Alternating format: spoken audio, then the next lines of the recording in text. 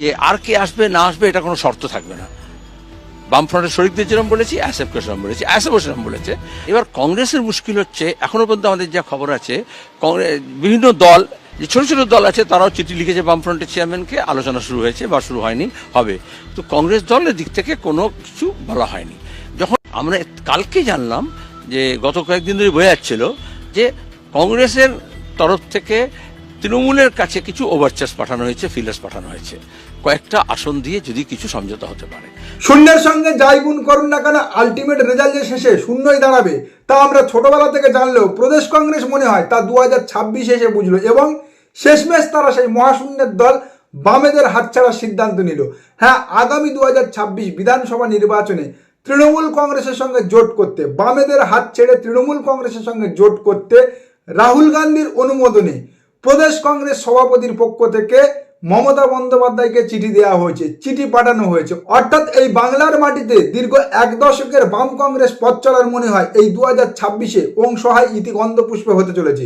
2024 লোকসভা নির্বাচনের পর প্রদেশ কংগ্রেস সভাপতির পদ থেকে অধীর রঞ্জন চৌধুরীকে সরিয়ে যখন শুভঙ্কর সরকারকে নিয়ে আসা হয়েছিল, তখন আমরা আপনাদেরকে জানিয়েছিলাম বামেদের হাত ছাড়তে এবং মমতা বিরোধিতার রাস্তা থেকে সরে দাঁড়াতে কংগ্রেস হাইকমান্ড প্রবল মমতা বিরোধী অধীর রঞ্জন চৌধুরীকে সরিয়ে তুলনামূলক মমতাতে সফট কর্নার শুভঙ্কর সরকারকে সভাপতির চেয়ারে বসিয়েছে। পরবর্তীতে তা মিলেও গিয়েছে। বর্তমানে শুভঙ্কর সরকার মমতাতে স্পিকটি নট। তাছাড়া আপনারা দেখেছেন রাহুল গান্ধীর আমন্ত্রণে দিল্লিতে গান্ধী বাসভবনে অভিষেক বন্দ্যোপাধ্যায় নৈশভোজে পৌঁছে গিয়েছিলেন, এবং লোকসভার বাইরে প্রতিবাদ দেখাতে গিয়ে তৃণমূল কংগ্রেসের এমপি মিতালি বাগ অসুস্থ হওয়াতে রাহুল গান্ধী ছুটে এসে তাকে হাসপাতালে পৌঁছে দিয়েছিলেন বা হাসপাতালে নিয়ে গিয়েছিলেন। বর্তমানে একাধিক ইস্যুতে তৃণমূল কংগ্রেসের বক্তব্যকে পার্লামেন্টে কংগ্রেস সমর্থন করছে, রাহুল গান্ধী সমর্থন করছে। অর্থাৎ সেই আবহাওয়া থেকে স্পষ্ট ও পরিষ্কার বোঝা যাচ্ছিল গঙ্গার জল সঠিক দিকে বইছে। হ্যাঁ, তা কেবল আজকের এই মোহাম্মদ সেলিমের কথা থেকে স্পষ্ট নয়। দিল্লিতে সাংবাদিকরা আগামী দিনে এই পশ্চিমবাংলায় কংগ্রেসের সঙ্গে তৃণমূল কংগ্রেসের জোট সম্পর্কে প্রশ্ন করাতে মমতা বন্দ্যোপাধ্যায় যে উত্তর করেছে তা থেকে একেবারে দিনের আলোর মতো আজ স্পষ্ট হয়ে গিয়েছে। दीदी जैनेंद्र हूं मैं एनडीटीवी से। दो सवाल है मेरे। पहला कि जैसे बिहार में हमने देखा राहुल गांधी ने इसी एसआईआर को वोट चोरी का नाम दिया और यात्रा की। आप भी ये लड़ाई बंगाल में लड़ रही हैं, बहुत क्रूशल चुनाव है ये आपके लिए। आप कह रही हैं बड़ी संख्या में वोट काटे जा रहे हैं। क्या हम ये देखेंगे कि आप और कांग्रेस से, चूंकि आपके आइडियोलॉजिकल करीबी भी रही आप रही हैं, हम एक इकट्ठा चुनाव में हम देखेंगे क्या टीएमसी और कांग्रेस का अलायंस, क्या ये पॉसिबल है या फिर इसकी कोई सिचुएशन इमर्ज नहीं करती है? देखिए, मैं आपको सेटिस्फाई नहीं कर सकते हैं। देखिए, मैं आपको सेटिस्फाई नहीं कर सकते हैं। হ্যাঁ, স্যাটিসফাই নেই কর सकता है, অর্থাৎ আপাতত কিছু বলতে পারবো না, বাকি পিকচার তো পরে দেখা যাবে। তবে সত্যি যদি এই বাংলার মাটিতে আগামী 2026 বিধানসভা নির্বাচনে তৃণমূল কংগ্রেসের সঙ্গে কংগ্রেসের জোট হয়, তাহলে লাভ কার হবে, তৃণমূলের না কংগ্রেসের? অনেকে এখন হয়তো বলবে তৃণমূল একাই শক্তিশালী, আগামী 2026 বিধানসভা নির্বাচনে ক্ষমতা দখল বা ক্ষমতায় আসার জন্য তার জোটের কোনো প্রয়োজন নেই। মশাই, এখানে প্রশ্নটা শক্তি বা জোটের নয়, ক্ষমতা বা ক্ষমতা ধরে রাখার নয়। প্রশ্নটা হচ্ছে এই বাংলার মাটিতে যদি তৃণমূল কংগ্রেসের সঙ্গে আগামী 2026 বিধানসভা নির্বাচনে কংগ্রেসের জোট হয়, তাহলে বর্তমানে তৃণমূল কংগ্রেসের হাতে যে 46% ভোট পার্সেন্টেজ আছে এবং তার সঙ্গে কংগ্রেসের হাতে যে বাঁচা কচা 5 থেকে 7% ভোট শেয়ার আছে, তার জাগলারিতে যে 51 থেকে 53% পাহাড় প্রমাণ ভোট সমীকরণটা তৈরি হবে, তার সামনে অমিত শাহর 7% ভোট জাম মারার স্বপ্ন কেবল স্বপ্ন থাকবে না, পশ্চিমবঙ্গ বিধানসভা থেকে বিজেপির সুপ্রা সাব হয়ে যাবে। ये ममता बनर्जी मेरा मखौल उड़ा रही थी। मैं आपको बताता हूं, 2014 में हमें सिर्फ 2 सीट मिली थी। 2019 में 41% वोट और 18 सीटें मिली।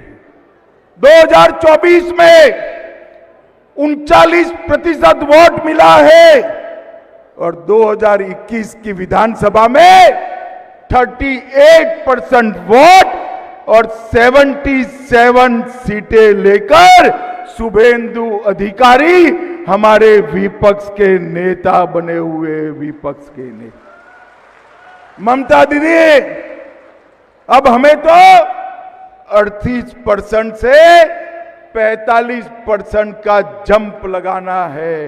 তার মাঝে যে 2024 লোকসভা নির্বাচনে ওনাদের সিট 18 থেকে 12তে নেমেছে সে কথা উনি বলবেন না। তা যাই হোক, এই পশ্চিমবাংলার মাটিতে আগামী 2026 বিধানসভা নির্বাচনে ভারতীয় জনতা পার্টির ক্ষমতা আসতে হলে এখনো 7% ভোট শেয়ারের দরকার আছে, এখনো 7% ভোট পার্সেন্ট তাদের বাড়াতে হবে। আর সেই জায়গা থেকে যদি একটু বিগত দিনের নির্বাচনী ইতিহাস বা নির্বাচনী হিস্ট্রি দেখা যায় তাহলে 2021 বা 2024 লোকসভা নির্বাচন ও বিধানসভা নির্বাচন এবং উপনির্বাচনগুলোতে প্রত্যেকটা ক্ষেত্রে কিন্তু ভারতীয় জনতা পার্টির সঙ্গে তৃণমূল কংগ্রেসের প্রাপ্ত ভোট শেয়ারের গ্যাপ বা ব্যবধান 8 থেকে 10% বেশি রয়ে গিয়েছে। যেমন ধরুন 2021 বিধানসভা নির্বাচন, 2021 বিধানসভা নির্বাচনে তৃণমূল কংগ্রেস পেয়েছিল 48% ভোট শেয়ার, সেখানে ভারতীয় জনতা পার্টি পেয়েছিল 38%। 2024 লোকসভা নির্বাচন, 2024 লোকসভা নির্বাচনে তৃণমূল কংগ্রেস পেয়েছিল 46% ভোট শেয়ার, সেখানে ভারতীয় জনতা পার্টি পেয়েছে 36% ভোট শেয়ার।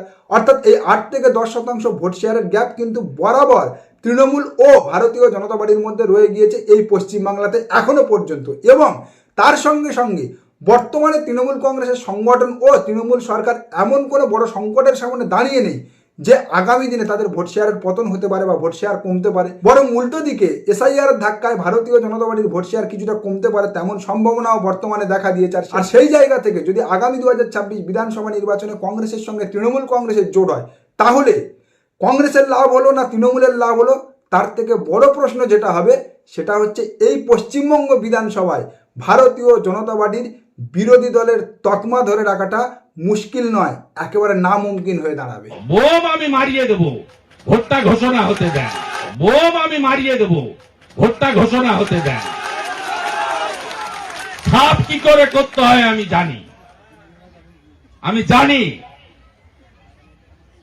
ভোটটা শুধু ঘোষণা করতে দেন। হ্যাঁ, সে বিষয়ে উনি একেবারে ডক্টরেট। বয়স বাড়ছে, হতাশা বাড়ছে, স্বপ্ন দিন প্রতিদিন দূরে সরে যাচ্ছে। কংগ্রেস থেকে তৃণমূল কংগ্রেস, তৃণমূল কংগ্রেস থেকে ভারতীয় জনতা পার্টি, কিন্তু প্রত্যেকটা জায়গায় ওনার স্বপ্ন অধরা থেকে যাচ্ছে। এবং আগামী 2026 বিধানসভা নির্বাচনেও যে এই বাংলায় ওনাদের শিখে ছিটছে না তা ওনার মতো ধূর্ত হাওয়ামরক ইতিমধ্যে টের পেয়ে গিয়েছে। আর যে কারণে উনি হাইপার টেনশনে ভুগছে। আর সেই হাইপার টেনশন থেকে ওনার মুখোশের আড়ালে লুকিয়ে রাখা সেই আসল সত্যগুলো দিনের পর দিন জনসমক্ষে চলে আসছে। বম বাঁধা কে শিখেছে? উনি শিখিয়েছে। আমরা তো জীবনে ওসব জিনিসে আমরা হাত দেইনি। বমের মশলা কে নিয়ে এসে দিত? উনি নিয়ে এসে দিত।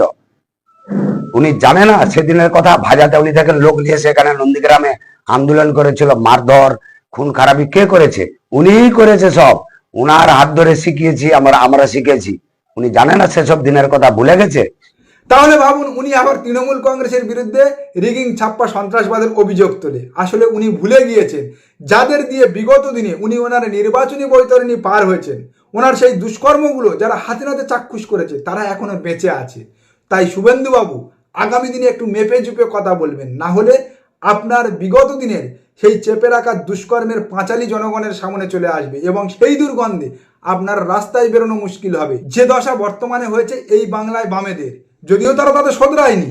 গতকাল বামেদের বিকাশ উকিল মমতা বন্দ্যোপাধ্যায় দিল্লির ঘটনা নিয়ে ফেসবুকে একটা পোস্ট করে লিখেছে, মমতা বন্দ্যোপাধ্যায় দিল্লি গেছেন রাষ্ট্রপতি শাসন আদায় করতে। ভাবুন, মমতা বন্দ্যোপাধ্যায় নাকি দিল্লি গিয়েছেন রাষ্ট্রপতি শাসন আদায় করতে। পালিয়ে গিয়ে ফিরে আসার কাঁদুনি গাইবার অছিলায় রাষ্ট্রপতি শাসন চাইছে। কথায় আছে না, স্বভাব যায় না মরলে, ঠিক তেমন এই বামেরাও শোধরাবে না শূন্যে নেমেও। বলছে মমতা বন্দ্যোপাধ্যায় দিল্লি গিয়েছে রাষ্ট্রপতি শাসন চাইতে। মাঝে মাঝে আমি ভাবি এত জ্ঞান নিয়ে উনি কিভাবে ওকালতি করে কলকাতা হাইকোর্টে। আবার বলছে কি যে মমতা বন্দ্যোপাধ্যায় কাপড় টেনে, দেখো আমি ঘরোয়া কাপড় পরে বেরিয়ে এসেছি, দিল্লি পুলিশকে দেখাচ্ছে। এর থেকে নাকি বড় বেহায়াপনা আর কিছু নেই। বাংলার মেয়েরা নাকি এমন বেহায়া না। সত্যি তো, যারা কলকাতায় জল জমলে লন্ডনে গিয়ে বসে থাকে, যে কলকাতার মেয়র কলকাতায় জল জমলে লন্ডনে গিয়ে বসে থাকে, তার মুখ থেকে আর এর থেকে ভালো কি আশা করা যাবে? মমতা বন্দ্যোপাধ্যায় এই পশ্চিমবাংলার বঞ্চিত ভোটার যাদেরকে নির্বাচন কমিশন জীবিত হওয়ার পরেও নাম কেটে দিয়েছে এবং যে সমস্ত বিএলওরা কাজের চাপ বা স্পেশাল নিতে না পেরে আত্মহননের রাস্তা বেছে নিয়েছে, তাদের পরিবারকে নিয়ে তিনি দিল্লিতে কমিশনের দরবারে গিয়েছে তাদের দাবি দাওয়া আদায় করতে, তাদের কথা বলতে। এবং সেই সমস্ত অসহায় মানুষদের উপরে যখন দিল্লি পুলিশ নির্যাতন করছে তখন তিনি যে পোশাকে বাড়িতে ছিল সেই পোশাকে ছুটে এসেছে তাদের পাশে দাঁড়াতে। আর তা নিয়ে এই বামেদের অর্বাচীনরা খিল্লি করছে। যদিও তাদের দোষ নেই, কারণ মানুষের পাশে থাকা কি জিনিস তো তারা জানে না, তাদের সিলেবাসে নেই। তারা জানে কেবল নেতাই সিঙ্গুর, নন্দীগ্রাম, মরিচঝাপি, সাইবাড়ি এগুলো করতে হয় কিভাবে। আর সেই জন্য সেই কারণে আগামী 2026 বিধানসভা নির্বাচনে কংগ্রেস তাদের হাত ছাড়তে চলেছে। কারণ বিগত 2021 ও 2024 লোকসভা নির্বাচনে লড়ার পর কংগ্রেস বুঝে গিয়েছে আগামী 2026 বিধানসভা নির্বাচনেও যদি তাদের সঙ্গে অর্থাৎ বামেদের সঙ্গে থাকে তাহলে তাদের কোর ভোট ব্যাংক, যেটা এত দুর্দিনের সময় দাঁড়িয়েও কংগ্রেসের হাত ছাড়েনি, তা আগামী 2026-এ চলে যাবে। 2024 লোকসভা নির্বাচন ও 2021 বিধানসভা নির্বাচনে বামেদের সঙ্গে জোট করার পর কংগ্রেসের সেই ভোট ব্যাংক যারা এই বিকাশ হারমাদদের হাতে এক সময় মার খেয়েছিল, তারা ঘুরে বিজেপিকে সমর্থন করেছিল, বিজেপিকে ভোট দিয়েছিল। সেই জায়গা থেকে সাগরদিঘির ফলাফল বা মালদা দক্ষিণের ফলাফল ধরে রাখার জন্য আগামী 2026 বিধানসভা নির্বাচনে বামেদের হাত ছেড়ে কংগ্রেস চাইছে তৃণমূল কংগ্রেসের হাত ধরতে। আর যদি কংগ্রেস তৃণমূল কংগ্রেস জোট হয় তাহলে আগামী 2026 বিধানসভা নির্বাচনে লিখে রাখবেন ভারতীয় জনতা পার্টির